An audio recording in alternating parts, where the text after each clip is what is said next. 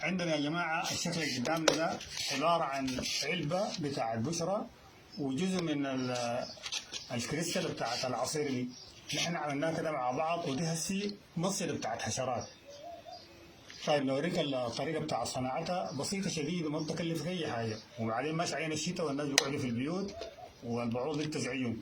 بعدين ذاته كمان ما في علاج ليها عشان هي التطبيق يا اخي حاجه بسيطه. انت التطبيق بدل تاخذ لك بفباك بمبلغ قدره وناس يعمل لهم حساسيه وناس يتعبهم، هذه حاجه مجانيه ولا في اي تعب ولا في اي شيء، ورياضه جدا تخطها بغير قلت مساريه.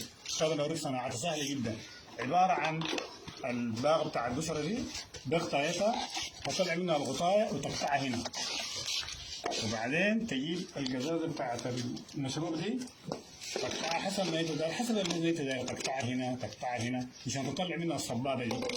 بعد طلعت الصبابه من هنا دي تقوم الفتحه اللي جاي دي تربط فيها الصبابه دي، خلاص ربطتها كده. بعدين تكفي الباغه دي مويه زي كوبايه بتاعت شاي بس ولا حاجه، مويه بسيطه، وتعمل معاها حبه سكر شويه وخميره وتصوتها مع بعض جهزت. بس بعد تكفيله كده بس وتحطها في الطربيزه.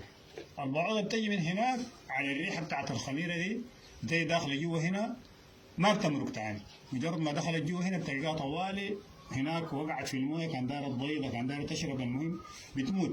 لكن تفتح تلقاها فيها حسب البيت الكمية البعوضة اللي فيه بتجي كلها هنا بتموت.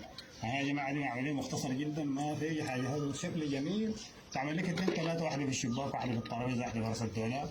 ان شاء الله الغرفه ما يكون فيها اي بعوضه تنمنم هذه، ولا مشيت الدكتور ما لقيت علاج ملاريا ولا الحمى جاتني، الحمد لله رب العالمين.